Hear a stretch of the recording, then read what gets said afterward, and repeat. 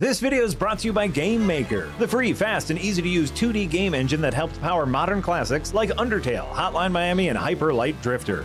Starter templates, official asset bundles, and a wealth of tutorials are available to help bring your ideas to life. And you can export and share your game for free on all non-console platforms. But you don't have to take my word for it, I'm just some jerk. We have an actual bona fide Game Maker on hand. Oh shit, that's me. Yes, I've been using Game Maker for a long time. It's probably the most powerful and easiest to use engine for making 2D games out there, suitable for both amateurs and hardcore coders, and with all the Steam and console integration stuff for when you're ready to start monetizing your hobbies. I used it to make my recently released game, Starstruck Vagabond, which has already delighted thousands of sci-fi cozy game aficionados thanks to Game Maker being so bloody great.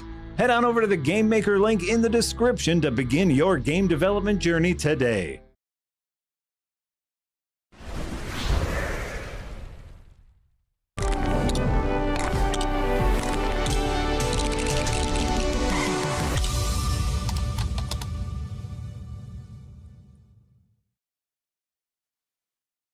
Hello, everyone, and welcome to Dev Heads, the podcast focused on the ins, outs, and goings-on of game development, where we have host experience ranging from indie to AA to AAA. You'll notice that our indie representation is not here today. Jay is going to be joining us a little bit later into the stream, but I'm joined today by Tina. Say hi, Tina. Hey, how's it going? And we got Olive here in the background because Ludo's. Oh, we got Olive. So. Is Olive indie, AA, or AAA? I think she's AAA like me. Yeah. She lays there sleeping. Yeah, Lazy AAA devs. Yeah. She's waiting for a new build. Yeah. I like that.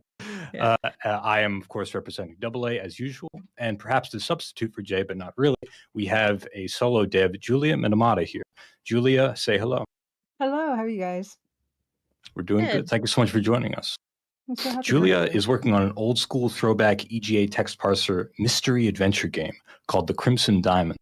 And before we kind of jump into our main topic for the day, which is about how these games sort of infect us as children, I kind of want to ask Julia, like, maybe you could give a rundown of what your game is, and also, like, what does EGA mean? What does text parser mean? Talk to us like the lay people we might be, for those who don't know what adventure games are like. Yeah, of course. Yeah, the Crimson Diamond is my solo developed. As we mentioned, I'm the not really substitute for JMate today. He's going to be coming in a bit, but yeah, it's a solo developed, self-published, self-funded EGA text parser adventure game, like you might have seen if you were around back in those times, like late 80s, early 90s, in that sweet spot of that particular palette, which is that EGA. It's like this very specific 16 color palette that you would see in a lot of DOS games and things like that. It was maybe around for really popular for maybe a few years, and then we moved on to, you know, some people would say bigger and better things. I would argue, but that's where it got started, and that was my primary inspiration. So this is the perfect subject for us to discuss today. Yeah, and it's coming out August 15th. It's a cozy mystery adventure game set in Canada, which is also where I am. And yeah, I've done every bit on it except for the music. That was my wonderful musician Dan Polakar, who did use a genuine Roland MT32 for this game, which is a synth made was really kind of not really popular back in the day because it was so expensive, but it has a beautiful sound to it, very authentic. The game will sound and look like you remember those old adventure games looking and sounding, but hopefully it's going to play a little bit better. I tried to take some game design inspiration and learn a little bit from the times when it was kind of an uncharted territory. Yeah, so Julia, I'm just meeting you for the first time, and I'm just fascinated by you creating and funding your own game. You know, a lot of gamers and even devs sit, you know, at their tables or, you know, at the couches playing games thinking like, I want to do this one day. I think a lot of us have had that idea, right? Like, I just want to create my own game. You actually did it. Where did that motivation to make it happen start? And like, how do you even start to create your own game? It was an accident, actually. Yeah? This game, this game Good is start. it was a mistake. No, it's not a mistake. It was an accident. Sure. The game is about 7 to 10 hours long, so it's a standard kind of adventure game like gameplay. And I would not recommend anyone. Okay, if anyone here is thinking about making their own game, the first piece of advice that anyone ever gives is start small. Don't do anything big. Start small. And I might have taken that advice had I known that's what I was doing. I kind of just wandered into it. I wasn't planning on making a game until I get to a point where I'm like, okay, it looks like a game, so why don't we try to finish this thing off? And that was 6 years ago. But yeah, I started it just as doing pixel art, looking at the old screenshots that I loved from those old games, and I wanted to recreate that look while I'm doing something original. And the game kind of happened organically over time Okay. until about November 2018. When I first showed the demo publicly, I submitted to a showcase here in Toronto called Wordplay. And I didn't think I was going to get in, first of all, because a lot of people submitted, there's only like 20, 25 showcase spots. And I happened to get in. And it was the first time I actually publicly showed the project. And it was, of course, super rough, but it was pretty much the first chapter of the demo, as you can see on Steam right now. And I got such a positive reception that I thought, okay, well, there's something here. Maybe there's an interest here, and so why don't I try to see where this goes? And I was still doing contract work. I was still doing freelance illustration. I slowly just started to pick at it and just slowly teach myself the things I would need to know to finish it. And then I thought, hey, yeah, why don't I go for it? And so here we are. So you created the art, and then did you? What engine did you use? How did you go about actually putting that art into a game experience? Yeah, this is something I'm really happy about. Adventure Game Studio is what I'm using, which is the same engine as Francisco Gonzalez used for all his Ben Jordan games. He used it on Limelight City. He's currently working on Rosewater. Wadjet Eye Games used it on Unavowed and all their games. Yahtzee Croshaw himself used it for his Chisel Mythos, for his adventure games. Yeah. And yeah, it was perfect because being self-taught, it was wonderful to have an engine that was purpose-built exactly for adventure games. And I'm so happy that I came around when there was a time where these tools are much more easy to use and easy to learn, because we have YouTube tutorials as well. There's still a thriving AGS community that still updates the software. It's been really a great choice. And yeah, I'm really pleased with also seeing other people and other adventure game devs and kind of getting to know them as well through this common engine. Cool. It's very interesting. I'm curious to hear more about your sort of history of this, and like kicking off the topic here, I suppose, is at what point do you feel like you got the bug? Like, when were you infected? When did you, as a child, like before you're a developer, before I'm talking way back, at what point were you like, or no, here's a better way to say it. What was the context in which you discovered this genre and fell in love with it? Was it a limitation of computer hardware? Was it being bored and just looking for the first game you found on the shelf? What did that look like? Right. So this is, I've spoken to a lot of people who are adventure game lovers, and a lot of us have a very similar story in that our dads worked in offices, and those dads would share computer games amongst each other, and they would just copy them on floppies. A lot of pirating was happening, and I'm so sorry for that. But it was how I am. But Are you apologizing for all piracy? yes, I am. I am. You don't gotta take that mantle up on your Thank shoulders. you, Julia. That's very brave of you. If that's okay with you guys, I'll do that. 1 second, please. And he's ready to join. Yeah, Okay, we got Jay, who's just going to join us, and then we'll get right back to you, Julia. In the meantime, I hope Ludo joins too, and I can introduce Ludo to all of you. There you go. Jay, you got us? Hello? Wait, I need to set my camera up. That would have been smart to do instantaneously, I think. That's okay. That's okay. I'm not sure if we're on stream. Hello, hello. Hey. It's looking dirty so far, actually. Oh, then you're gone. Now you're there. You're Julia. Oh my god. There's like a lag, right? That's... Give me 1 second. Oh my god. Give me 1 second. You're better now. You're better. The preparation didn't work. So give me 1 second. That's We're okay. doing this live. It's all good. While we do this, Julia, what's your favorite color? This is Julia's favorite color. an interesting Let's ask one. Julia. I want to ask Julia questions and get to know her while we're like setting this up. Yeah, what's your favorite color? Go for it. I maybe yellow, I guess. I like a warm yellow. Maybe I like it because EGA does not have a warm yellow. But Oh, it's the color you yearned for. That's awesome. Okay. Chat. Well, here, while Jay gets set up, Julia, so go ahead. You were saying like that Right. dads in Yes. offices sharing the Yes. floppies. The cabal of pirating dads in the office, where Yeah. that was kind of my first experience and exposure to like a wide variety of DOS games and everything. My dad also got to bring home what was called a portable computer back in the day, which was a 30-pound suitcase-sized compact of some model. I can't remember exactly what, but the screen is this big, black and green display. And I remember seeing King's Quest, and it kind of really took me aback because all the other games were, super arcadey kind of games where you needed to be hand-eye coordination really good. I'm still not good at those things. And when there was a game that just kind of sat and waited for you to do a thing, Mm. that was a big difference for me. Like I instantly knew that this is more my speed, which is it's just you set your own speed for whatever you're doing. And you could actually like take in the graphics you're seeing, like that, the castle and the moat and everything. And even just being a really bookish kid, this idea of having an interactive story that I could play was what really made a big impact on me. And from that mixed bag, we could ask for a computer game for Christmas and our birthday because back in those days, these things cost, $70, $80, and you would get the pirated games. But if you wanted a real big box game that was, fresh off the shelves, you would have to ask for Christmas, for your birthday. And every year since when my dad was bringing us these games, I would ask for adventure games. And there's an interesting thing I feel like you brought up. Or go ahead, Tina. Yeah. I was just gonna ask what her favorite adventure game is. What's your favorite adventure game? See, this is a tough one because my game is a cozy mystery and it looks a lot like The Colonel's Bequest, which is a Sierra game, and I love those games very, very much. But if I had to say actual game, like well-rounded, in all aspects, I would probably have to say The Secret of Monkey Island EGA. The game design, the Ooh, we art, just had the Tim humor, the Schafer music. on, by the I way. know. I was Yeah, gonna make the Kenya joke like, knows.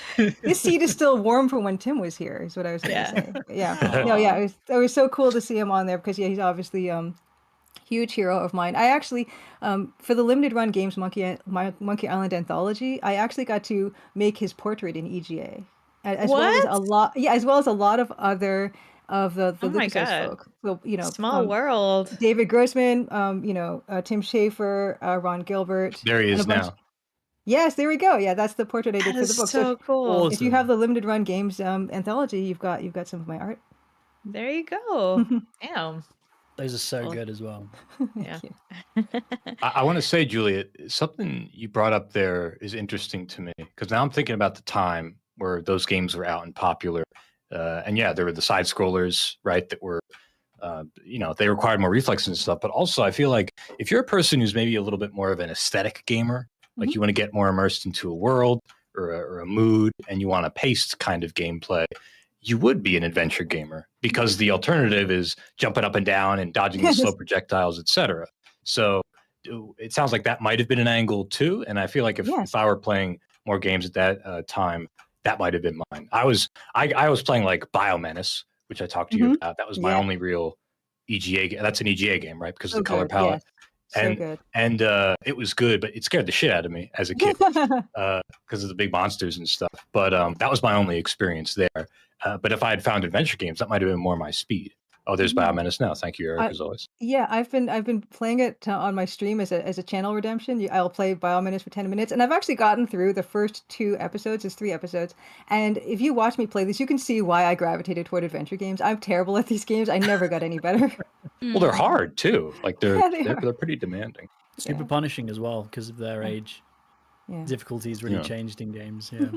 I wish I played more adventure games as a kid. I think one of the reasons I didn't was because I didn't get a PC until my teens. So, my grandmother had a PC, but that was basically only good enough to play RuneScape at 2 FPS and like Club Penguin. So I couldn't really play anything that I wanted to. I used to go to in England we have like a game store. It's more of a computer store, and they'd have PC games there. And I always used to go there with my mum for her to get something and see all the PC games, and they were like, to me, the adult like special games and the games that I couldn't get on console, and I always really wanted to play them. So I've had a lot of fun going back and indulging in those games, just like Legend of Monkey Island. That's such a great game. It's something that I missed when I was younger. I just want to say, Julia, it's lovely to meet you. Sorry to gate crash this entire meeting. No, it's good. It's good. Apologies to Tina and Mikey and the fans. I was meant to be here on Not time. at all. It is what it is. We just it's all good, man. Yeah. The drive that was meant to take 3 hours took 5. I have driven longer than I have slept in the last 3 days, so I'm a bit under the weather. But thank you for waiting. I've got like a ZZZ on my name. But yeah, for me, I'm trying to think of a game that impacted me to like where I am today. I guess I just made a video on it with the Beyond Good and Evil video. If anyone in chat has seen that, but I've not gone to go on and make games in that kind of style. But I think aesthetically and narratively, they can have a big impact as well. It's just like that kind of. I'm not sure if you've said it yet, Mikey. What you said about Tim Schafer and the imprinting. Have you mentioned that yet? No, I didn't. You should, because part it's of, beautiful. I'll say that, yeah. So part of the inspiration for why we're doing this, topic in this stream is because of a comment that Tim made in our last stream, which was something about how I forget the exact context, but something like, well, a lot of games they imprint on us as at a young age, and we get attached to them. Hearing that from Tim Schafer, who you could easily crown as being the king of whimsy and fantasy and childlike wonder, to say something as objective and scientific as like, well, we just got imprinted on, like there's nothing magical about it, give me pause. But it also was interesting because it's true. Like, to some degree, a lot of the games that everybody who's watching right now and everybody we are all four of us, all five of us, including Eric, like there were games that we played and there might have been a degree of just like it got us in the right place at the right time. In addition to, the magic and the specialness of what they are.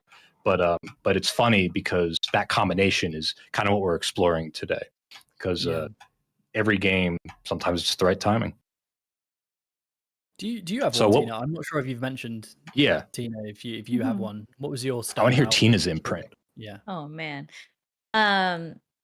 It's hard to pick one. I started playing games in 1987, 88. How dare you, Jay? You're so young. I was just looking at me with your youth. Please let Tina talk. How dare you be younger than Tina? So yeah, I like shooters in general left a huge impact on me. I can't explain why. But there weren't many around like in NES era, right? I enjoyed Contra, but it was like really chaotic for me as a kid. I think 007 GoldenEye left a huge mark on me. Playing that with my sisters, playing N64 with my sisters. There's four of us, four girls under one roof. I was the eldest. Who was the best at GoldenEye? Did you play multiplayer at all? It was you. Did you play Odd Job? Anybody play Odd Job? Yeah, we have to talk about Odd Job. I played as Xena. My sister played as Boris because I made her because I just thought that guy was funny to shoot. So nobody did Odd Job. You played Ferris then. Yeah. Okay. But it was just like really the co-op experience. I think is what like really drew me in. And then obviously Call of Duty had a huge impact on my life. The first and second one.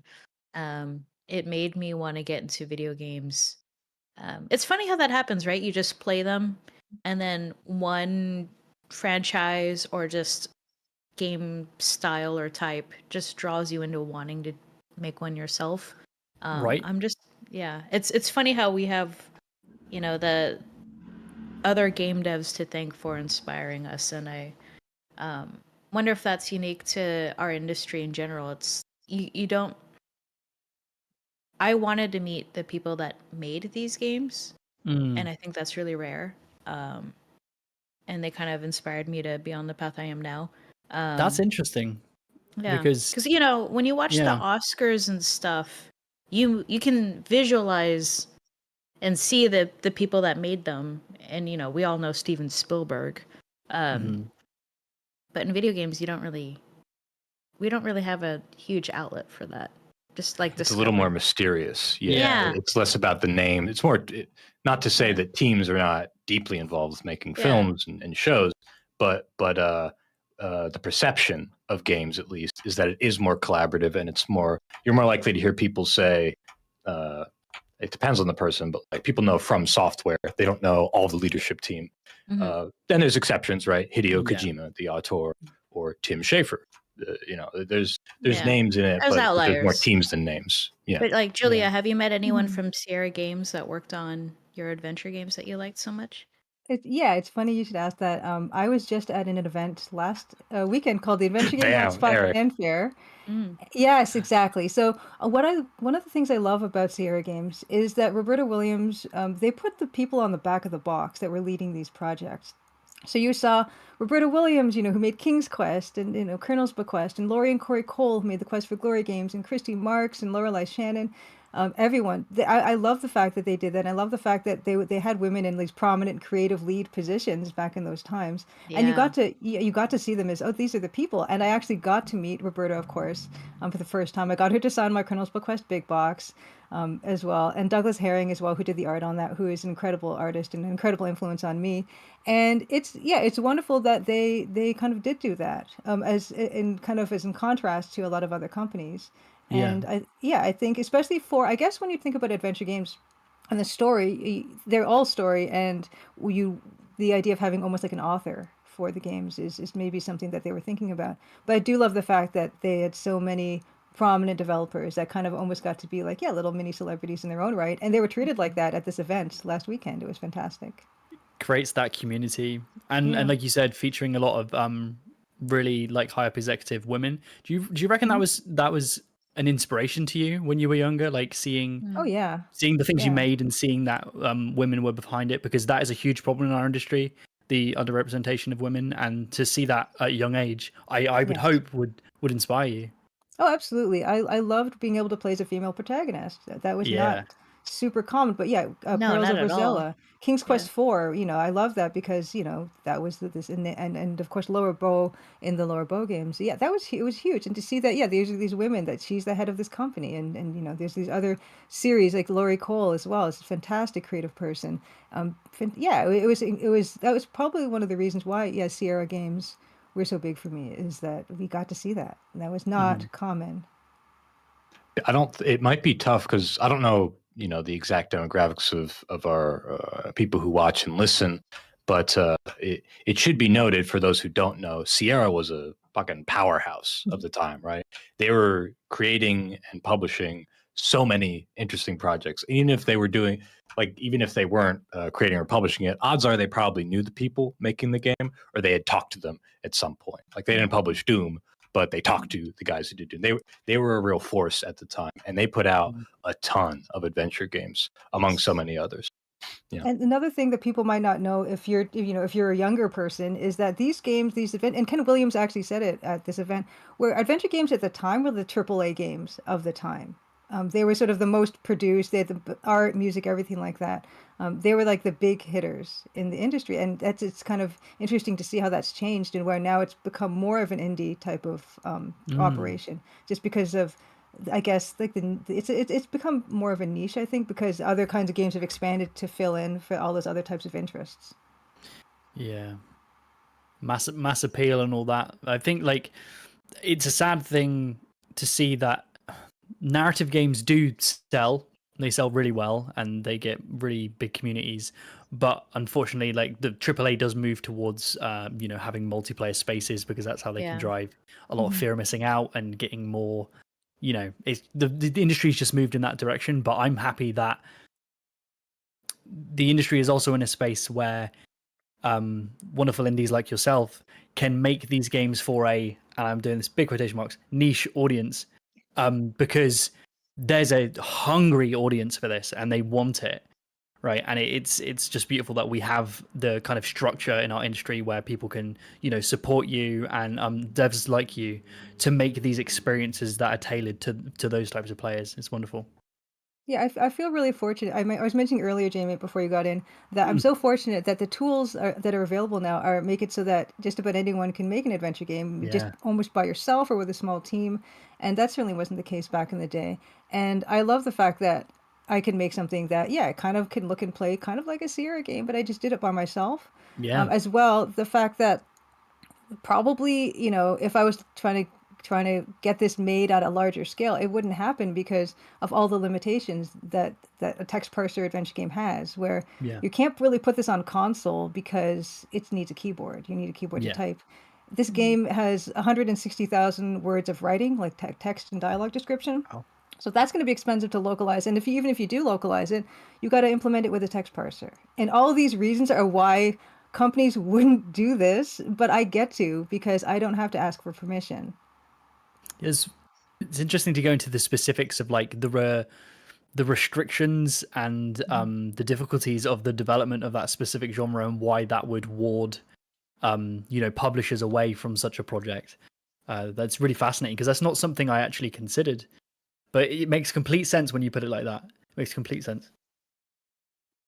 So I'm making it because I love it. And, that's Yeah. where it all started. It's just a thing. And I know that, it hasn't been seen in a while, this style. At this type of polish or something, in which case people are getting it. The people who are excited about it are really excited about it, which is really nice to see. Yeah. This is the ideal for me. Like seeing people passionate about a project and having through the systems we have and the communities they foster, they just get to make the fucking cool art and like thing they want to do, and that is successful. Like that is why I'm in the games industry. As an indie, I am attempting to do that myself with my own games. Do you feel like that still exists in double and AAA, Tina and Mikey? Like that kind of let's just create this cool thing, or does the higher you go up, does it become more of a product in a way? Well, I feel like on the AA space, it's definitely there. Like people in AA are passionate. They still have the indie fire and the indie hunger. They just have a little more money, and that's good because then you could take the money and then you can, turn the fire, turn the hunger into a cool product that looks really good, that has all these extra features that fulfills your vision or whatever. Yeah. But of course, having more money just includes all the risks. Having more money, right? Spending it responsibly, putting it toward the correct design or the thing that the players are going to enjoy versus what they won't enjoy. So yeah, in AA for sure. I don't like in my experience, I can't think of many people or teams where I had the sense that like, oh, they're just trying to put out a product. I perceive that happens more often in AAA, but I wouldn't know as much. I guess I had a stint in AAA, but it was its own thing. So Tina, what about you? I think there's less opportunity for that in AAA because most of the time when you work on a AAA game, the IP is already established. There's already set expectations about what the features are, so it's hard to sort of be creative outside of that set of things that you have to deliver, right? And I do think it's there. It's just it's rarer because, in my opinion, because the more money, the bigger the team is, the more, not more, the less expectation there is out of the dev. And what I mean by that is your job becomes very niche. Like you have one thing that you're responsible for, or two, right? So having a developer that can do code and design or art and, narrative, that kind of goes away on the AAA level because there's just so many people that are responsible for their one path or thing to do. I can, so there are people that break that mold and are outside of that box, and but it's a little. I wouldn't go into AAA thinking that you're gonna find that for sure. Yeah. Yeah. Solo. Yeah. Sorry. No, Karen, Julia, it's fine. Oh, I was going to fit. Yeah. With Tina saying that, you kind of have to do that one thing. That's the great thing about solo dev. It's kind of a double-edged sword because you get to do everything. You get to make all the decisions, but then you have to do everything and you have to make all the decisions.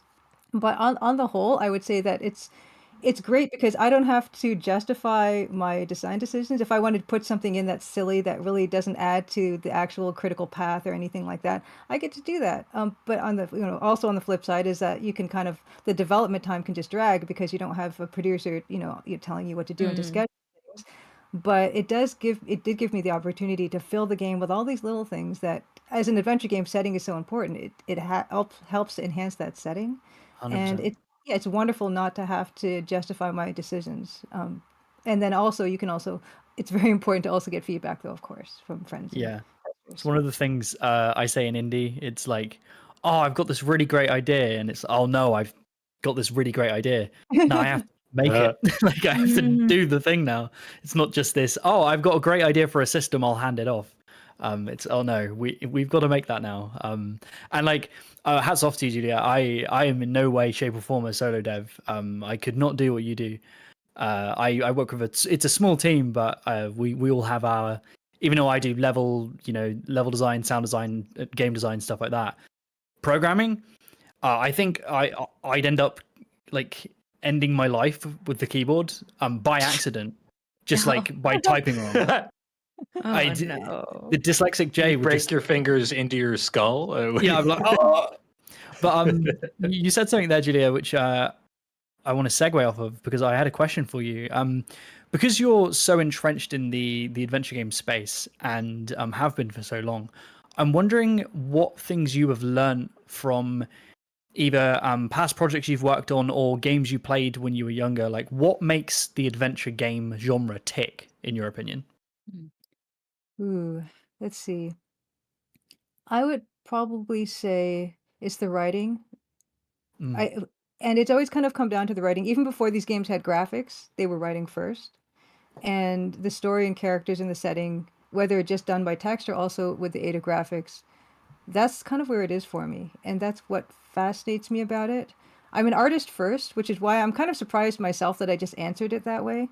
But at the same time, I've always felt like the kind of games that I like and the kind of game that I'm making is more like a book than a movie, where you're taking this again at your own pace and the game will stop for you and be patient with you. And you don't have to worry about missing anything or jumping on things or, that kind of thing.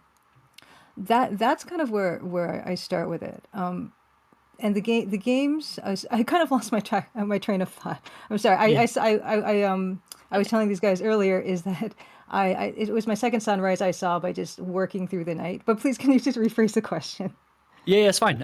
So it was basically with adventure games. Mm-hmm. You were saying how you feel like writing is the main driving force. Yeah. But you're an artist first. This is kind of just jumping into a different question, really. Do you find that having the writing and writing the story kind of informs how you then produce the art? What does the art in your mind kind of evolve based on also the story that you're creating at the same time? The art really, really evolved based on the research I did. Which was, so when I was first starting this project, I was just making these pixel art rooms, but you have to fill them with furniture. But what era is this furniture? It's very low resolution and low color palette, but you need reference before I want to draw something because I want some kind of feeling of authenticity, and that's kind of the research and the other people's writing kind of informed what the art was going to look like, and also informed what the story was going to be because I'm saying to myself, okay, well, I want it to be like in the 1914s era, so. Who's living here? Why are they here? What's happened before and after this period? Yeah. But yeah, so it was kind of a weirdly backwards project for me because it did start. Well, it started from art first, and then I used the research to evolve the actual story and the rest of the game. When I played, that was one of the things that really stuck out to me was there was a clear commitment to the setting, which was like in a literal sense a unique setting I don't think I've ever experienced before. Early 20th century. Canada in I forget the name of the city you were outside of, but in the forests, in the boonies of Canada. I thought that was pretty cool, especially as somebody who used to live in Calgary for a little bit and like got out to see. I think this was Eastern Canada, right? In the Crimson Diamond, if I remember. Yeah. But seeing the Canadian wilderness that I saw, at least in Alberta, was pretty cool. Yeah, well, first, congratulations. Leaving Calgary. But also leaving Calgary? Yeah. I'm joking. It's fine. No, it's okay. I heard that joke a lot when I was there. Okay. Yeah, the setting was super important to me. And I actually had to tell myself at a certain stage to stop doing research because it was just so interesting to me. And it was bringing up so many ideas for characters and stories and puzzles even that I was like, okay, I got to stop at this point. I got to focus on the rest of it because it's endless. It's endless what you can find. And I feel like the story really did benefit from me loving to do that research so much. 100%. Okay, I want to ask another question, Julie, to digress a little bit. As a solo dev, as you said, you have the benefit of I could do whatever the hell I want, haha, but also I have to do all the things I want. Oh no. Mm-hmm. If you could choose, like if you could imagine in your head, like make up one person or one role to help you and that you could delegate to and say, like, could you do this, please? Me. It's me. I'm helping you. I've come to work with you, Julia. You're Yes. my boss. Oh. You can give me any job. Oh, J-Mate, I'm What so would that sorry. be? I knew instantly what this answer was going to be, and I'm so sorry, J-Mate. You're going to be the one dealing with the Steam backend. Oh fuck! I don't want to do that. The most fun part of game development. It's honestly okay. We I mean think like it's- setting up the achievements or whatever? I mean, just Or- everything, like setting up your store page, getting your library assets. Now, Yeah, Tina, yeah. you probably have never had to deal with this, and I'm so jealous. What, setting up a Steam page? The Steam backend, the whole back, so everything to do with it. So like I've every like the uploaded builds and depots. stuff. Oh, okay, you have. Okay, Yeah, maybe you yeah, could help me. yeah. So maybe okay, forget Jamie. Let Tina. Yeah, please yeah. help me. Fuck that, Tina. You guys can do it. I did build and release, which was like really Okay. rare, I think, for a producer. But Okay. I must be like on the spectrum because I fucking love build and release. Oh my gosh. I love managing Perforce. I love all of that. I don't know why. Oh It's yeah. just- I could not help you with that answer. But yeah, it's a really challenging to use, especially as a person who's an artist first and had to teach myself the coding part Yeah, and this yeah. idea of. But I've had people like software engineers. I have a software engineer game dev friend of mine who said he gets just stymied by the back end as I do, and so I feel really and like this past week I was trying to get like my playtester keys, and the Steam support said, why don't you use the auto grant packages? And I'm like, I don't know what that is. I can't. I don't have time to figure out all this stuff because I started. He sent me a link, and then so I looked at the link, and that just raised more questions. And I actually wrote this in the support ticket. This just raises more questions. Please, I just basically begged for these DevComp keys because I'm like, I just need the keys so they could test. I don't want to learn. And it was really so. Zach and Andrew, I don't know if you're you're probably not watching, but I'm just gonna say thank you so much for giving me those DevComp keys because I just, oh my gosh, I would not be my testers. I've got 2 weeks left before launch, and those testers needed those keys for this weekend. So thank you so much. Everybody, please pour one out at your desks, not on your computer, for Zach and Andrew. Yeah. The real ones. The real ones. Oh no, I actually have liquid in it. Fuck. Yeah, I've got liquid too, but Yeah. let's be careful. I had a question. I think one of the best things about learning dev, and this kind of goes for anyone in chat, if you're thinking about getting into game dev, I highly recommend it, as well as not recommending it at the same time. But definitely do it, because sometimes when you have, I like it. when you have, mainly because the industry is on fire currently. But actually learning what to do and like getting into this art form, 100% do it. And I think your own limitations in capability. So for me, my dyslexia and my programming and stuff like that, never view that as something that's going to stop you. View it as something that's going to allow you to reach new possibilities because of those restrictions. And I think Julia's kind of exploring this in a sense because you're exploring a genre that has baked in limitations in the art style and stuff like that. Have you found that while in development that the restrictions you've put on yourself have actually led to like interesting like challenges? I love restrictions. I love not having a lot of decisions to make because that's that analysis paralysis thing where you have 200 choices. I don't know what to do. But yes, this idea of limitation making you more creative, absolutely helped me 100%. Also, from a practical standpoint, it just means you take less time on your assets, which is kind of really nice. But yeah, That's a great help. Yeah, it's a great help, and it's been when I started pixel art. I started this project because I was teaching myself pixel art, and I didn't know where to start until I started looking at the screenshots from those old games, and that gave me a baked-in set of limitations. Where 320 by 200 pixels, this particular palette of colors go, and that was a really good starting point for something like that. And I will also say to any of the people who want to make games, those limitations that self-imposed or otherwise, those are what's going to make your thing unique and different. I always encourage indie game devs who say, well, I'm a lot of people more indie game devs tend to be coders first, and then they're not artists, and they kind of feel like that's a huge stumbling block. But I would say that if you're doing something that's super low res, not even 16 colors, but maybe even a more limited palette, you don't have to be realistic. And I think a lot of people get tripped up when they think about art. They think it needs to be realistic, and it doesn't, especially not with games. It doesn't have to be. It just needs to convey, where you can walk and, how many lives you have if it's that kind of game, and, what's an object and what's a person. That type of thing is what's important. And that can all be done really simply. And I would so encourage people to could get started that way, because not only can you learn as you do it, but it's going to be more unique than, if you just get some, pre-made assets, which is also totally valid thing to do. I just Yeah. love that personal expression. I just latched onto something you said that I don't think many of us have expressed out loud. When we were growing up and the console wars were happening, like the Jaguars, the Xbox 360s, it was always a graphics comparison. We're always chasing better graphics. And gamers nowadays, like the super young players, don't even have to think about that anymore. At least I don't think that's part of the marketing behind a lot of games these days. Like that all went out the window. And Yeah.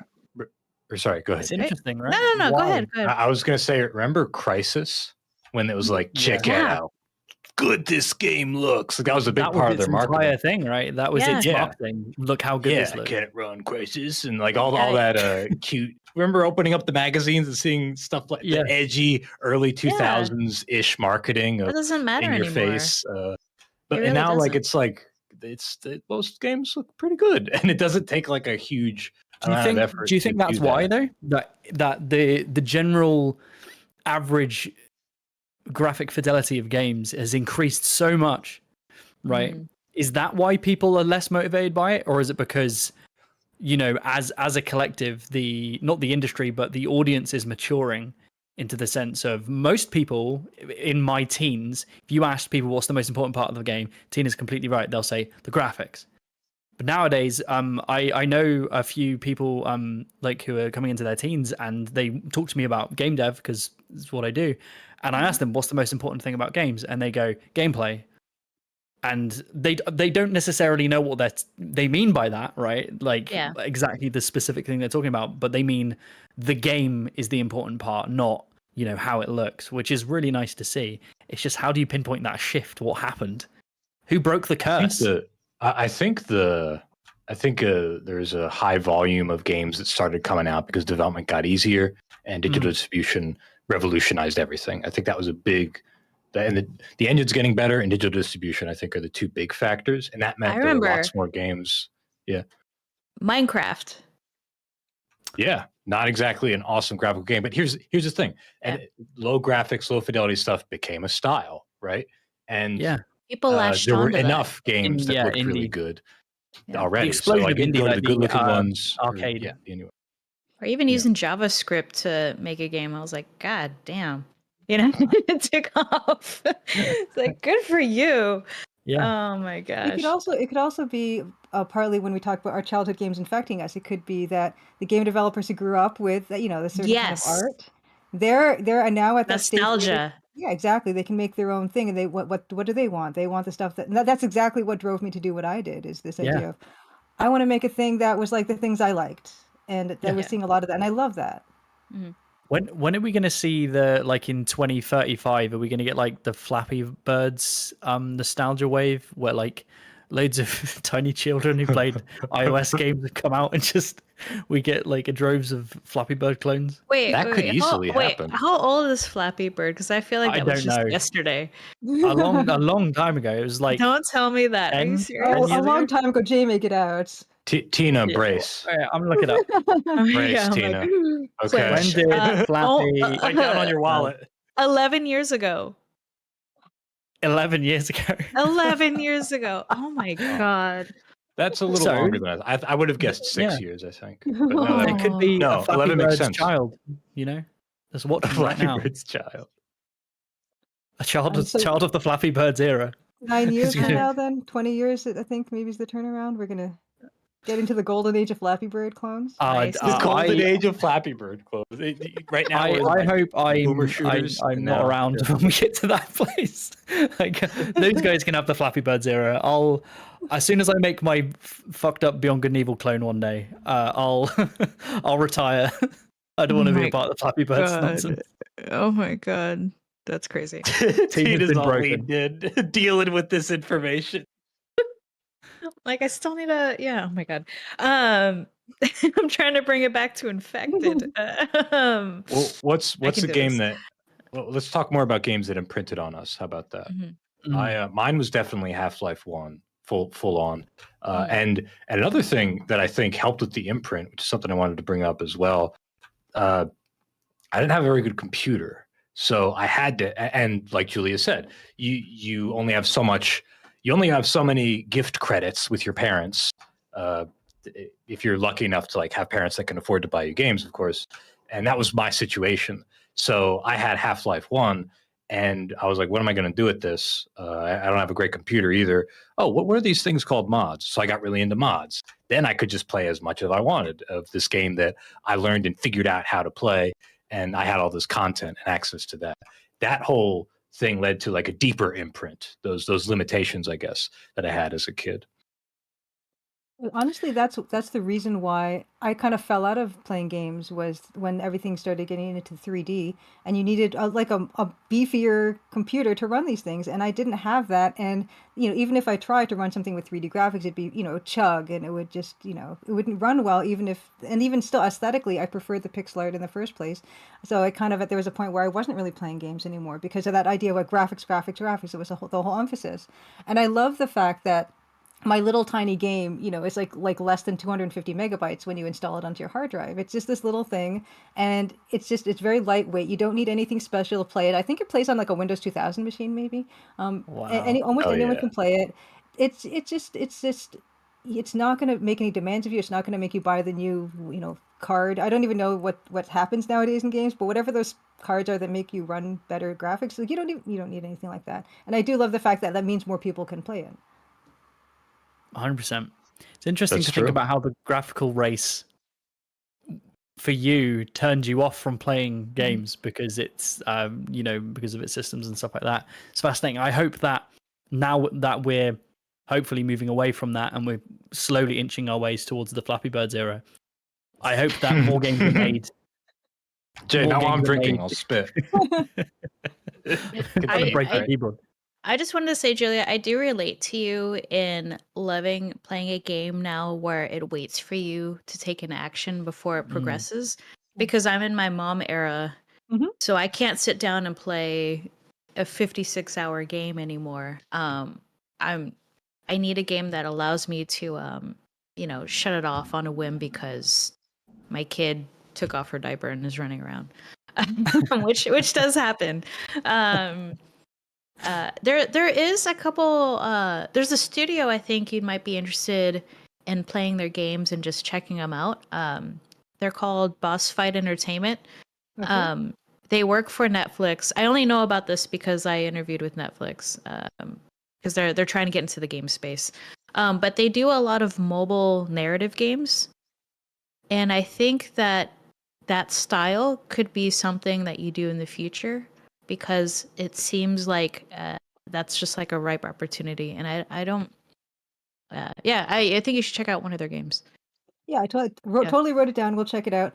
Speaking of playing it on mobile, there is something called Scum VM, which a lot of adventure gamers use to play their older games on newer machines. And Scum VM now has an iOS app, and you can play the Crimson Diamond. If you have your Scum VM app, you can load it up into Scum VM in a folder. And actually, the on-screen keyboard pops up and everything. It actually works surprisingly well out of the box with absolutely no fiddling with me doing anything. Yeah, I think that's something I do want to take a look at. So it does work that way as well. Right on. Yeah. Oh yeah, Eric put it up on the screen. Yeah, look at that. There's one of Tim Schafer's games. Yeah. And let me ask this while we have this up. How many, for Tina and Jay, did you guys play adventure games at any point in your gaming careers? And if so, which ones? Unfortunately, not really, because like Julia was saying, I think when I was younger too, my game experience was impacted and influenced by my parents. So my dad didn't veer towards any of those games, unfortunately. Which, I do wonder what kind of where I'd be right now if playing video games was an experience where you explored it on your own as a child. Because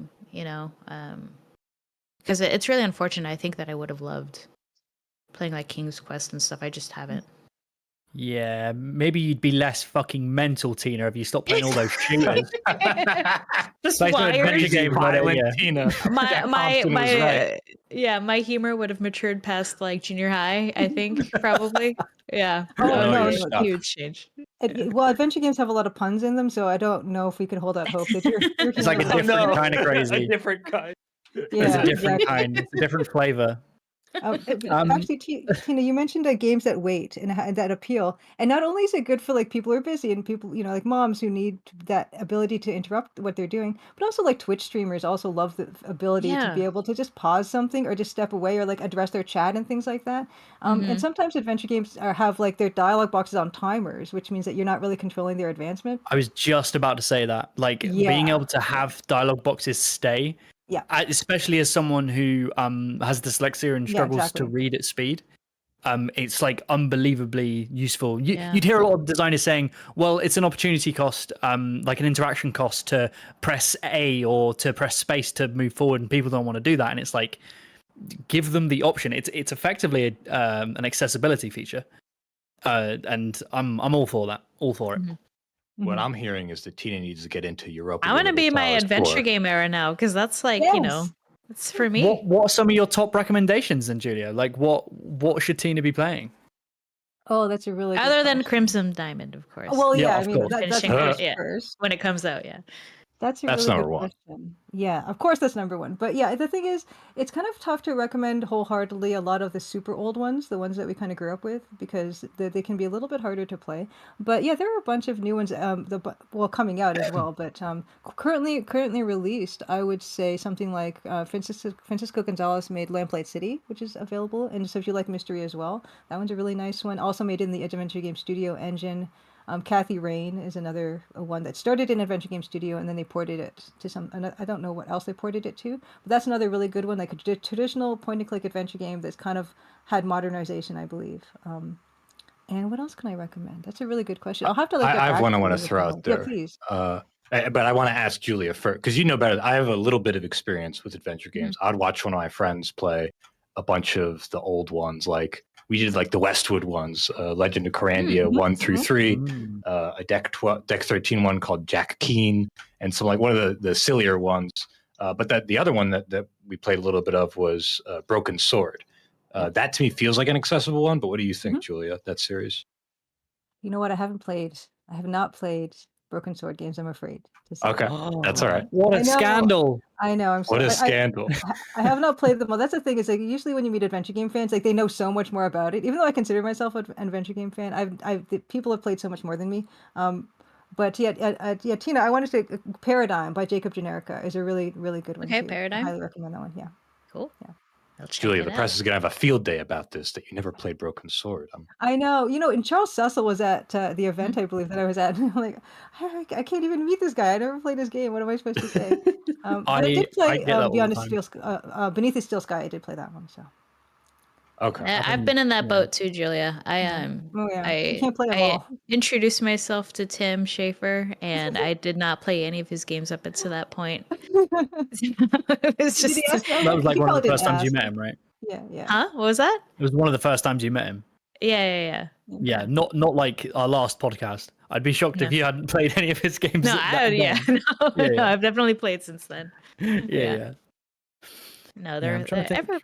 devs are pretty cool about that stuff. Yeah, no, mean- because we all get it, right? Like we don't. Mhm. How arrogant would it be to respond to a person and be like, "You didn't play my video game"? To be The nose fair, I goes feel high, like the right? only person that may get away with that, if they were like that, would probably be Kojima. Like if you meet Kojima and you've never even dabbled in any of his games, I think that'd be a little. You think he'd be strange. entitled to the arrogance? It's a challenge for him. He's like, Yeah. right, how can I break your mind? Like, Yeah. how can I influence you to just like delve in? Right. Mhm. That's an open book. If you make weird ass content and they go, I've never heard of you, you're like, come sit with me. I'll tell you some stories. Yeah. Oh man. Yeah, I'm trying to think of in the sense of adventure games for me. It's always been a genre that I've really enjoyed, but not one that I've fully dabbled in. And I'm trying to think of I played a lot in my teens because I was going through that I want to play the games that I couldn't play as a kid kind of phase, but like including Broken Sword and Monkey's Island and stuff. But nowadays, some of the games have been coming out, and as a designer, we find that as we get into the industry, we have less and less time to actually play. And because my job involves playing games, sometimes I don't get to the games I actually want to play. I've got to do the ones that I'm doing for work or whatnot. And adventure games are that, because as a designer, when I look at an adventure game and point and click adventure games, I'm like, holy shit, like I respect how they're made so much. With the restrictions, with how you teach players and you navigate them through the puzzles. Like, it's such a joining of so many mediums that I respect, but I just never have the time to fully sit down and like delve in. And I'm one of these people that, I don't know if you guys are similar. If I have to come away from, if I'm really engrossed in a story and I have to come away from it, because I was so engrossed, it makes me not want to go back, because I'm like, I've come away from it and the emotion was so strong that it keeps me, that's, seems weird to say, but like keeps me away from it. So when I have something that I really want to play, I tend to be like, I need to have time to play this. I want to set aside time to fully play this, you know? I think I get that, but only if there's a big gap. Like if I get engrossed and then I stop and I do something else and I come back fairly soon after, I still remember everything. I still know what's going on and I'm still engrossed, and I can jump back into that mood, that atmosphere, that feeling. But if I wait a long time and then I come back, I'm like, oh, I forget everything that was happening. I want to read up on it, but I have to read carefully and not spoil anything. So that's my association with what you're describing. And getting reminders. I saw this awesome accessibility feature. Somebody posted it on Twitter. Sorry that I don't know your Twitter handle, person who posted this.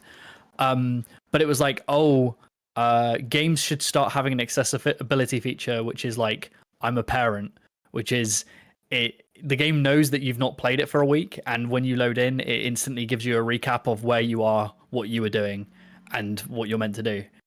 Just as like a pop-up, and then you go, because that would help so much, and I think a lot more people get into it. Yeah, I don't have a timer or anything, but I do have a notebook in my game, which is something I stole from Thimbleweed Park, where it just tracks all your objectives, and it tells you. Speaking of games that wait, the objective that will progress the game is going to be like surrounded by asterisks. So you're welcome to explore and ask people questions, do anything you want except for that thing. And when you think you're ready to progress, you do that thing, and then you move on to the next stage. That's so nice. Yeah, it's always in big, like we were speaking about earlier about like what games kind of inspired us. For me, well, Beyond Good and Evil being the big one. Another one was Red Dead Redemption, and there was a huge game for me when I was younger, and absolutely loved it. And the narrative and how it drove you through the world, and also just like as an educational piece, as a dumbass British man who doesn't know much about the West. It was very educational, and it also changed how I viewed multiplayer. It was the first, weirdly enough, the multiplayer of Red Dead was the first time I fully got engrossed in like multiplayer and like a community and stuff like that.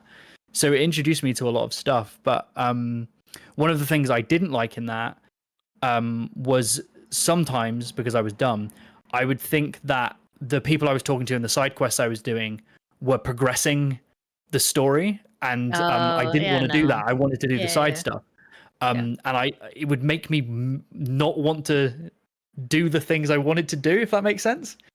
And having an actual clear marker of like, this is side content, this is main quest, stuff like that, that really, really helps. And it's such a small thing, like, and it's those little tiny user experience features that can really make or break a game for some people. So it's really nice to hear that you've got that going on. Yeah, this idea of the stuff that imprinted on us in childhood and how it's kind of affected what we do now is that this is totally it. Where sometimes I think, oh, I'm so fortunate that the only kind of game that I'm kind of interested in making, at least now, is adventure games. But I guess it's not a coincidence, because that is what I fell in love with, with computer games. But yeah, this idea that there are things that these games would do, like, I would progress the game. The Colonel's Bequest, you would walk into a room and time would progress, and you would feel like you'd have to be like a Groundhog Day situation where you'd be like, I can't go into this room because I don't want to progress, and you might accidentally go in there, or you might, see something. And I didn't like that aspect. I love that game, but I don't like that aspect. And this was my chance to look at the things that I wished were in these games, or the way that I would want it to be, and then do that. It's exactly what I was discussing in my latest video.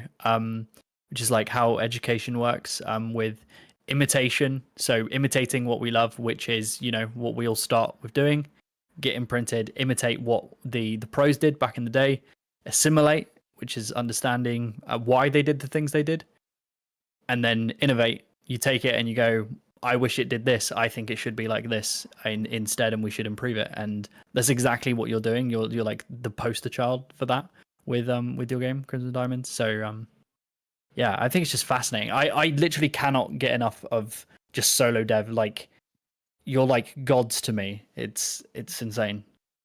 I bow In a down. sense, they are making their own worlds. I suppose. You could Literally, argue. right? Oh my god, it's come full circle. What time is it? It's So- 5 past. Yeah, we have one comment that you need to read, but also if we wanted to dabble in the Amnesia Fortnite inspired game jam improv, I have a screenshot. Right. Okay. Yes. Okay. Sorry, Do we hop into that? I've had so little sleep, I completely forgot. It's So for okay. people who don't remember, which apparently is me, last episode with Tim Schafer, we did Tina come up with a really, really cool kind of game where Tina would bring an image, and then collectively as a team, with our wonderful guests, we would kind of improv a game pitch from that image and kind of, you know, come up with something cool. And have you brought an image today, Tina? I did. Eric has it.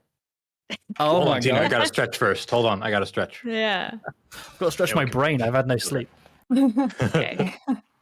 We're good. I'm ready. So your name is Becca, and you're an audience member at a Taylor Swift concert, and we're making an adventure game / potential murder mystery if you want. Oh, I do want. yes, Okay. very much. Someone's got to die. Yeah, I not mean- necessarily Taylor, but someone. Yeah. Maybe a backup dancer. Maybe. Someone And close. the duration of the game takes place while she's performing. Yeah. Maybe you have. It's a timer. You only have her entire set to complete the mystery. So you Probably hear like the songs 3 going in. hours No, I take this back because we were just talking about how we don't like games that rush us. And if I'm like, there's a timer and you have to listen to the music in real time, I take it all back. Hold on, we don't have to do that. Hold on, let's back up a little bit.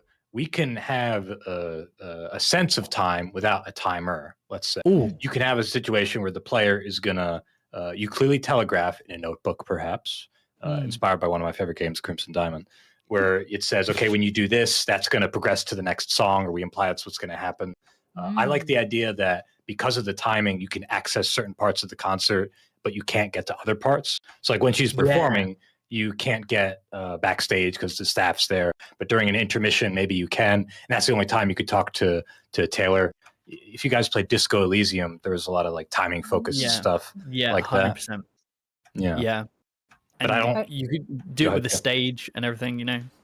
I also like the idea of having each, when there's the song, you can kind of hear it muted playing in the background. It might also affect like the tone of what the game is like. So if it's like a happy song, then it's going to be a certain way. If it's going to be a super dramatic song, maybe certain things happen during those times, or people behave in certain ways based around what the music sounds like. Yeah. That's I like that. brilliant. Do you know like So how what's the- people yeah. Go ahead. Sorry. Is a very quick bit. Do you know how people like sometimes listen to albums and will like write stories?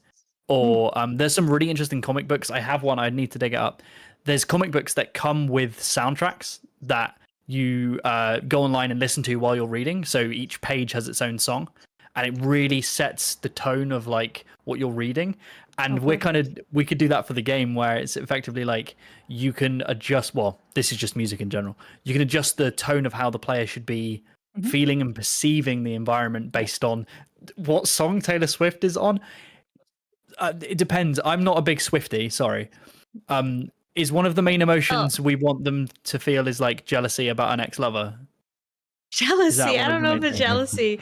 Well, anger. you do bring up a good point. So in our game, we're definitely not going to get the intellectual property rights to use Taylor Swift's likeness or music. So her name will be Taylor miffed. I don't know. Taylor Myth. She's really bitchy. Taylor Miffed. She's Taylor pissed Swift, off. and she's super bitchy. I'm done. Yeah. No. She's it's an really evil, bizarro version of Taylor Swift. Yeah. Taylor funny. Myth. Okay. I Well, think hold her on, what's the- songs lean towards breakups. I think you're right in that sense. We got to explore the biggest thing. Who got murdered? Like, what's the mystery? Hey, wasn't Paramore on the Eras tour recently with Taylor Swift? Maybe Hayley Williams got killed. I should love that. I mean, I'm sure there's going to be some endorsements here. Oh my god. How were they Maybe killed? they would. That'd be kind of cool. It's Jaylee Billiams, and they've got, instead of orange hair, it's just brunette. That's the only difference. Whoa, totally different person. yeah. This does sound a lot like that movie. Are we settled on a murder? Go for it. That's the question. No. Do we Okay, want the sorry. stakes to be We that don't have high? to. No, we don't have to. 'Cause I that- differ okay, what with if- Julia on hey. this one. How Hmm. do you make What a if, concert scenario feel like compelling enough to want to like drive you through? I think know. murder is a nice way to spice things up. It gets people's Okay. attention. So Quote that out of context, Julia. There's another one for the media to nice take out. way. I think it's a nice one, but and there's so many reasons why. I mean, there's all kinds of rivalries and people wanting to get on stage, or conflicts that go between in a touring band and stuff. Like, not to say like this ever happens, but like my musician Dan Polakar, he's in the backing band for Sean Paul, and he's been there for like 13 years, and it's almost like a family where they've been traveling together for that long. Which means that there's all. I mean, they get along great, but maybe there's some times where they don't. Right in a story. Lots of motives. Instead of a straight up murder at a concert, what Straight if it's up. someone? What if you're just a fan trying to stop the sabotage of the show? So you're trying to Somebody prevent else's things sabotage. happening. Sure. Yes. Okay. So you're see it from solving the mysteries audience, right? along the way. Yes. You're in the front row, and as you're watching and you're looking up, we've got like a low angle perspective, and you see someone tampering with something in the rafters, lights and stuff in silhouette. And you being there like, I'm the best. What do we call him? Jailer Miffed. Taylor Myth. Jailer Miffed. I'm the biggest fan in the world. I've got to save this concert. But then as you go, it starts kind of lighthearted, but then it gets deeper, and you get into the motives and the relationships between the cast members, and also like the backup crew, drum techs. Oh my god. Somebody in the chat brought up something that I would like to at least be an element here. They said Ocean's 11 at a Taylor Swift concert. Maybe there's some really expensive kind of jewelry that one of the backup dancers or Jailer Miffed herself has, and there's like a third party going along. Maybe you think they're the one trying to sabotage the concert when they were actually trying to get the concert to start because they're just trying to pull off the perfect heist and steal valuables. I think a heist is that could be compelling too. Love a heist. I love a heist. I love the idea that like Sailor Whiffed or whatever her name is, she would be. We just keep wear- changing it when we say it. This Yeah. is a That's the family joke man. in the game. Every time they reference her name, Yeah. it's always different. Yeah. She could maybe her thing is like on this tour, Jewels tour or something, and she's going to be wearing like certain amazing exotic jewels for a particular song or the finale or something. You have to make sure that it doesn't get stolen or any. There's so many ways we could go with this. That's cool, yeah. And I like the idea that maybe there's multiple things in play and multiple parties in play. I think that could deepen I guess like any good mystery, right? So are we doing point and click? How are we going to explore this? In honor of Julia, yeah, it's point and click. Oh, It's Thank point and you. click. Okay, cool. I love it. Overarchingly, what are some of the puzzle mysteries that we're going to have to solve inside the context of this concert and backstage? What are some of the things that the player's going to have to discover and then figure out? Something about a light falling, I feel like has to be there. That feels like a concert problem to have, a light falling at a critical time. But needing to prevent someone's rigged a light to fall, whether it's the heisters trying to get people to move out of the room where the jewels are, or the murderer who's trying to kill Mr. Gift, Miss Gift, excuse me. And Just change your name every single time.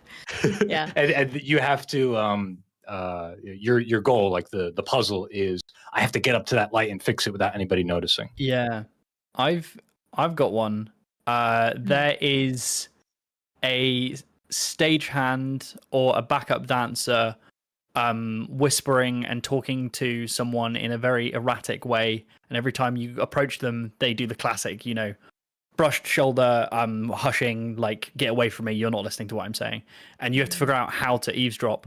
And how you do it is by going to the microphone monitoring station and swapping the pins so you can listen to what they're saying. Ooh, that is a cool that's cool. mechanic. I like that. I like that. And you have to get like I don't know. That a was my one sandwich. good idea. I'm fucking done now. Like, that was it. Jay, I'm out. let's follow your good idea. How do we get the tech away from the panel? Gun. God, you just that's the ultimate the adventure game problem solver is Yeah, just that's the whipping out only- the fucking gun. That's only the puzzle item you need in your inventory to solve every puzzle. The entire game is just you Puzzle rolling item around is- the console. No. Okay, all right. Get away We from actually the go with panel. this. You are a fan that has brought a Glock with you, but if you don't use it, if you don't dark. use it for any reason, you get a special ending, which is literally just at the end. It says black background, white text. Congratulations, no gun, you good. You God. use there's a pacifist run, a Deus Ex 1 style non-lethal run of the game. I love it. See, I I have a good threatening, idea. 'cause you don't and kill ruin anybody it necessarily. immediately. This is my career in a nutshell. There was a Mission Impossible Nintendo 64 game where you do a puzzle kind of like this. You find a gun that has no bullets, and you of course use it to do the only thing you could do with the gun, threaten somebody, and then they do something even though there were no bullets in it. I was just But then it's thinking just the whole game has it. story-wise, narrative-wise, to make it make sense. I think that it would be interesting to have your ticket with you, right? So you show the ticket, 16-bit art glory, right? Crunchy You're little walking to ticket, your yeah. seat, but then someone else has the exact same ticket. And so Oh my that God. kicks you off on the adventure. You're like, They have the Tom John Quift seat 16 ticket. Again. I'm yeah, sorry. I like mailer gift. Yeah. Mailer. Oh yeah, whiffed Taylor is Swift, yes. started her set, and you're like, oh my god, who gets this seat? So you like both go looking for someone to help you, but along the way, this is when you see the chaos Yes. unfolding. And maybe because they have their ticket, but there's the fake ticket, but they get in, and so you see that this person's suspicious, and your first thing to do is you have to get into the venue. It's a good tutorial puzzle, isn't it? Yeah. Like, I have to see Andrea drift, but that person has my seat. Mhm. What do you do? And you know that they're suspicious, and then you start to you get in, Yeah. you start to watch them and see that they're doing interesting and suspicious things. Should we use the gun, Jay? Should we just go up there? Hey, give me my seat. Oh God! And they run out. No, that's just how you get in with a bouncer. You go, These sorry, puzzles are mate. so easy in this game. I don't Says this is understand. clearly a duplicate ticket, and I say, yeah, but this is an original firearm. Let me in, motherfucker. And I got my ticket what if right we here. did a hypothetical gun? Okay, for our audience. What if it was you you pick up your name drop and you're like, I'm her sister. I'm Bayla Gift's sister. Yeah, Janet Swift. That's too close. That one's pretty good. I like Janice. Yeah, and yeah, okay, that's the metaphorical gun is the name drop, and you can only use it in one puzzle. Yeah. Oh, It I loses see. its So steam. it's like a get out of jail free card. This will let you It's the skip get a into puzzle. venue free card, basically. Yeah. Do you know who I am? You go up to the radio control microphone stand, and they're like, "You can't touch this. I'm like heavily trained to do this. You will literally electrocute everyone if you touch this thing." You pull out your card that is just your No, but driver's it's your license. finger, and you're like, do you know who I am? Do you know who I am? I am literally related to Quentin Come on. Biff. Quentin Biff. And they go, "Wow, okay, yeah, you touched this expensive equipment. I'm leaving." Yeah. They just walk out. Oh my You've Yeah. progressed. New objectives unlocked. What's the big twist? What is the event? I want this game fully formed before we get into I mean, I prototyping. defer to Julia on the narrative. Sure. I think that I think the most obvious twist would be that Staler Grift is in on it. Stop. That's too good. I love it. Go on. Sorry. Yeah, she could be in on it, and maybe I don't know. And you have to foil her, and there's a whole dramatic thing on stage where you have to get on stage by pretending to be a backup dancer, and there's a little clicky, not a quick time event because we don't do this, but like something like that where you almost have to get your way on stage by improvising the costume and then getting close enough to something on the stage that you need to foil this. I like it. It's actually it's not trailer Come on. thrift. Trailer thrift. It's not trailer thrift, it's someone else, and they have an elaborate costume on, and you have to Imposter. unzip their mask. Who is it that's inside? That's the question. Who's inside that costume? Janet Jackson. You can't use her name either because we won't get the IP. So it's Manic Bannock Claxton. Yeah, Bennett. Manic Manson's too close to. No, we Yeah, can't do yeah, that. yeah. I figured that. Yeah. Nicolas no. Cage says someone in the chat. Here's a much easier one that wouldn't require any permissions. Is this classic golden age mystery trope twist is the person that you followed into the venue who had the fake ticket actually is a pair of twins, and this whole time they've been there's been two of them, and you just never realized that it was that way because you're like, how can they be in two places, and you unzip it and it's double exactly twist. their face. Yeah, Double triple twist at the end of the game when you realize they have a twin. You walk into the bathroom, which is the final room. You're the twin with amnesia. Oh my god! Oh my god! Wasn't this a great concert? Roll credits. And I didn't even use the gun. You didn't use your gun. You know who I am? Do you know who I am?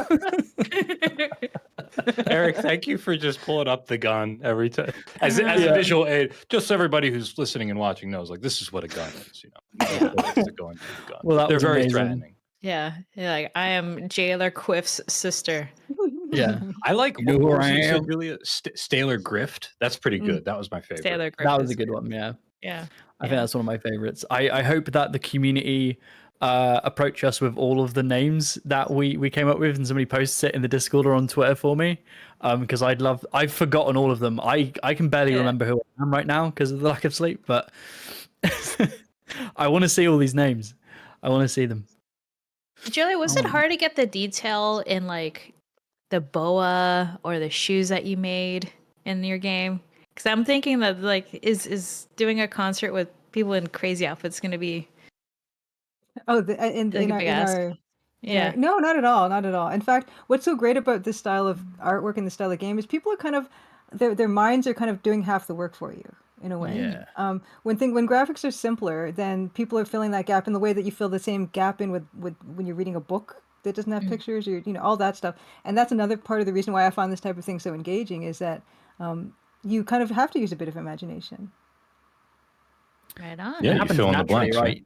Yeah. Humans want to see faces in everything. They want to see humanity in whatever they're looking at.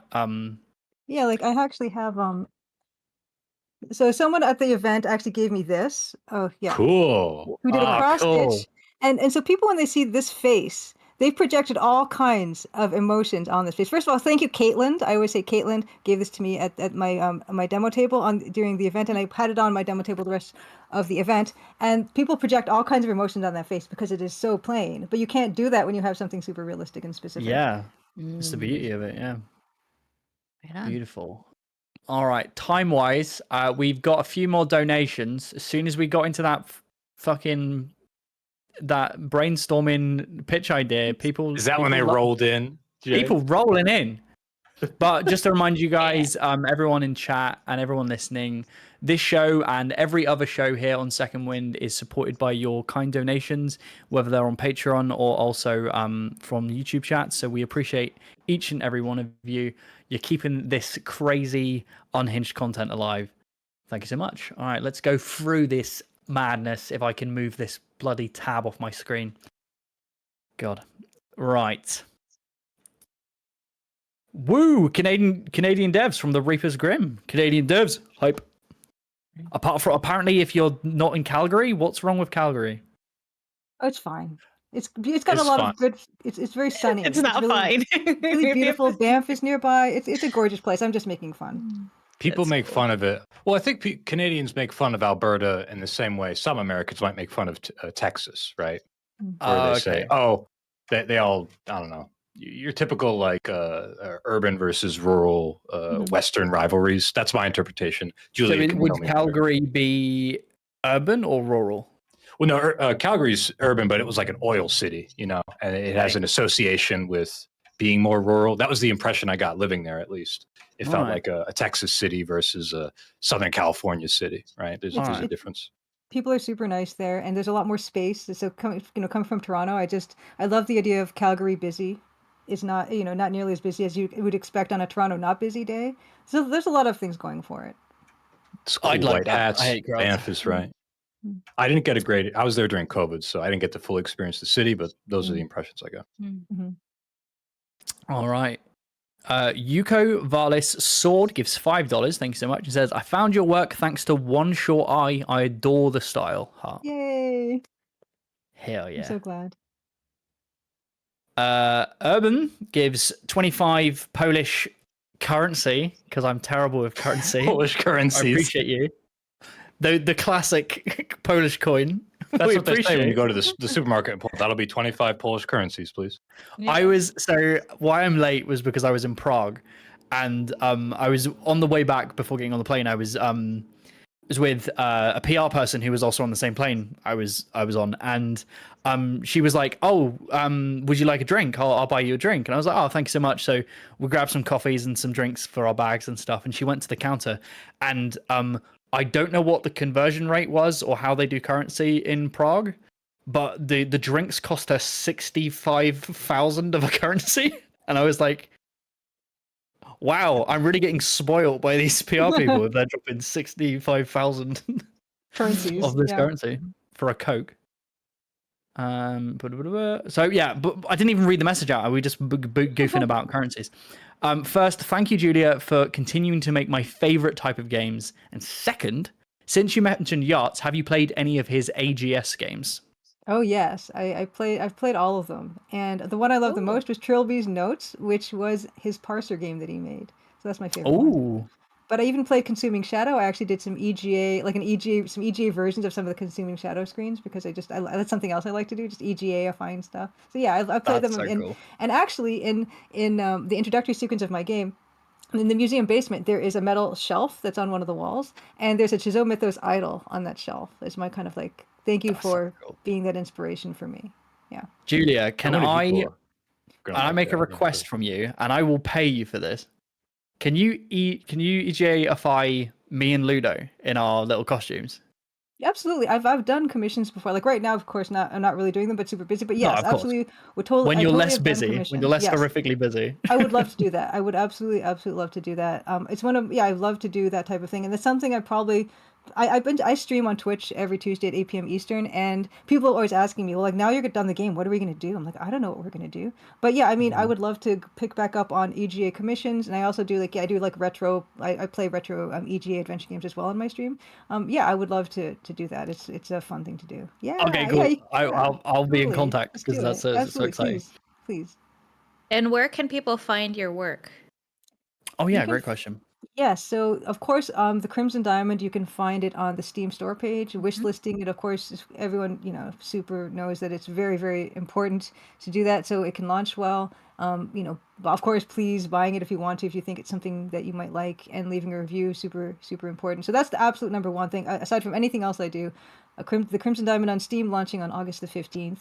But also thecrimsondiamond.com is like my website where I've got all my links to social media and my YouTube channel where I put up my VODs. And I also stream on Twitch, _Maple Mystery. So you'll find me all those places.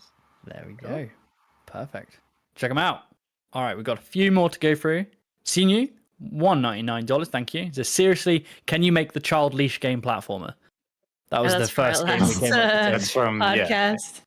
I as much as I love and respect Tim to the maximum, I prefer our Jailer Bift game, honestly. Really? I genuinely do. I think I'd play that more.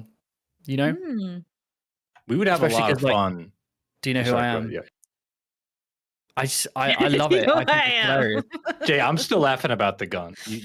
Anybody who's been watching has seen that I've been getting the giggles off mic. It's your proposal there is hilarious because it's such a maybe I great should sleep cathartic. less more. Gamers are like familiar with shooters, right? It's such a cathartic way to be like, you're in the adventure game and you're like, do I need to get the bottle and fill it with water? And then I just fuck it. And you just draw. And then you pull it up to the guy. You're like, let me in. It's just Solve the it's issue. absolutely hilarious. I love it. Yeah. Very funny. Dark Jackal, what a name. $5, thank you. It says, sorry, I can't stay. Putting a new roof on my place. All right, fair enough, Dark Jackal. That is quite an intense job. And now I suddenly have bees in my kitchens. Jesus, it gets worse. I'll have to watch later, but accept my thanks now. Dark Jackal, we really appreciate you. I hope you sort out the roof and the bees. Maybe you can wombo combo this and ferry the bees upstairs, and they'll fly out of your broken roof, and then you can patch it. You know? Dark Jackal's playing a real life adventure game right now. Yeah. How do I get rid of the bees and finish? How do I get rid of the bees? Gun. That's how I get rid of the bees. Oh my god. So good. Unquiet Records with $29.99 Polish money. Gibbs says, I'll look it up. I'll look it up what it's called. very Look loud it vehicle. We have access to the internet in front of us. I don't. I'm completely off grid, which shows. Zloty. Zloty. Zloty. Yeah. Do you know what the worst thing is? I was in Poland like 3 months ago. Mm-hmm. I'm just dumb. Unquiet Records, who's a legend, says early 2000 games that are still beautiful and haven't aged at all. Siberia or The Longest Journey. Great entry point for Tina's point and click era. So Siberia, or The Longest Journey. I forgot about Siberia. Yeah, I have not played that one, so I will add it to my list as well. it's a cool one. I'm not the most adventure game educated, but Siberia was a classic adventure game. Yeah. Well, now you are. Thanks, Julia, for spreading the good word. She did. Sovereign gives 5 of the Euro variety. See, I know that one. And says reference. Oh, here we go. Referencing the gun thing. There was a 90s point and click game called Dream Web where half the puzzle solutions was just shoot the obstacle in the face. What? Really? Oh my Yeah. god. Yeah. Oh, look at it's that. I'm looking at incredible. it now. Yeah, it's an incredible top-down view kind of thing, which is kind of rare. But I'm also thinking about the old Deja Vu game where you could kind of shoot stuff more than you'd expect to solve puzzles. Yeah, it's incredible looking. It's just, like you've got this giant face on the side. You know what's funny? Like Yahtzee actually did a Let's Play of this game when I'm back, like way. Oh, did he? ago. Yeah, he did. He did with his friend. Yeah, and his. Oh. And his Right sister. on. That's Yeah. funny. It's I'll have it's to a dig great that one. up. Yeah. Dredge it up from somewhere. Yeah. All right, that was all of our wonderful donations from all of the wonderful viewers. Does anybody have anything to say before we start? Actually, I feel kind of bad because you brought us in. I shouldn't be sending us out. Do you guys want to do the spiel? Yeah, Mike. I don't Go on, remember the Mike. spiel. I need you. Dude, I make it up. The spiel was. Oh, The I'll make up a beginning bit spiel then. all Sure. scripted, but the ending, shoot from the hip. I thought you were Literally, saying there you was know who I am. a uniform one. Yeah, shoot from the hip, So yeah. okay, I will. But before I do that, I have to ask Julia one last question, and then we could do it. It's a quick one. Julia, are you, because of your infection as a child, and because of your passion to develop into adventure games, are you good at them? Like, are you No. skilled and talented? Like, no, you're not. Okay, because No. I've only played a few, and I feel like you can't be, but maybe I'm wrong. No, I you don't know. can't. I've seen people who are good at them, like really good at them. I am not, and I think that might be working in my favor here because I tried to make it as easy as possible to play this game. Because I'm really not. And going so far as to say that I have actually written my own hint book for this game. That I'm considering making available upon launch because I don't want people to get stuck and frustrated. I want people, like, for me the story is first, and I want people to be able to get from beginning to end and have an enjoyable experience. Yeah. I think there's beauty in allowing the community to do that as well. I think something I spoke to Billy Basso about with Animal Well was the beauty of the difficulty of a game or its puzzles actually being a force to bring a community together rather than a Ooh. force for frustration. So what you're saying is I should not release the hint book, and if anyone has a problem with it, they should come to you. Yes, definitely. That's exactly what I'm saying. I'm gonna go finish it and start writing my own. Okay, Or I've decided. encouraging, like you could make a website which is basically a forum space where it is the handbook for the game and the community create the handbook. And that would be like a beautiful little project for all of your biggest fans. I think that could be really cool. Maybe I'll put it off a little bit then. Oh, we'll see. I'm excited. I was All right. about to say, good idea, Julia, but then Jay, you said that. I thought, yeah, maybe it's better to just let players figure it out. That's part of the fun of these games anyway. And hey, now we have easy access message boards and Steam discussions, right? So I don't They're know. both valid. I think they're both valid decisions. I think there's a lot of value in posting the handbook and having that freedom for players, but also maybe both. Maybe it's like Maybe there is a both. handbook if you really want it, but also, hey, you guys can figure the stuff out yourself and discuss it. Yeah, Just make it I really like hard that to find. choice. That's the thing. Yeah. I'm kind of a big proponent of people getting to choose how they enjoy something. Really. Of course. Yeah. Accessibility. Well, cool. Well, I think that about wraps it up, everybody. And I'll take this opportunity to step up and say thank you so much for watching DevHeads. This has been a blast. Julia, thank you so much for coming on. Thank you, Really, Julia. really It was appreciate nice it. Thank you meeting so you. much Julia. for having me. This is Been a fantastic. pleasure. Yeah. Thank you so This much. has been an awesome show. One more time, Julia. Tell us about Crimson Diamond. When's it coming out? Where can they get it? What should they do now? And when? Yes. Yeah. The Crimson Diamond is coming out August the 15th, very soon, on on Steam, on itch.io, and also Fireflower.games. Fireflower Games. And if what you can do now is you could please wishlist it. It helps so much. It helps developers so much because something we mentioned before is the games are a lot easier to make, but it's a lot easier to get seen and be visible, and that really goes a long way to that. And also, just as a quick addendum to that, I will say that back in the day it was hard to make games, but you would sell much more because there's so fewer games coming out. Nowadays we have the opposite problem. It's so much easier to make games, but then there's so many coming out. And I gotta say, like, I prefer it this way because I want more people to be able to be creative and share that stuff. So I'll take the struggle for visibility if it just means more people can do stuff and make stuff. That's beautiful. That's absolutely beautiful. You are a yeah, true artist, Julia. Yeah. Oh, thank you. Yeah, so that's the thing. So Steam, please wishlist on Steam. Also, yeah, I do stream on Twitch, 8 p.m. Eastern, A_Maple Mystery. I'll be streaming next week on Tuesday, so we'll hopefully see you there. And maybe Dan will be there, and sometimes Dan tells us what he's been up to. And yeah, you can find everything at thecrimsondiamond.com. Awesome. Thank you so much, Julia. Thanks, everybody, for watching, and we will see you in just a couple weeks. Take care. Thank you, guys. Bye-bye. Bye.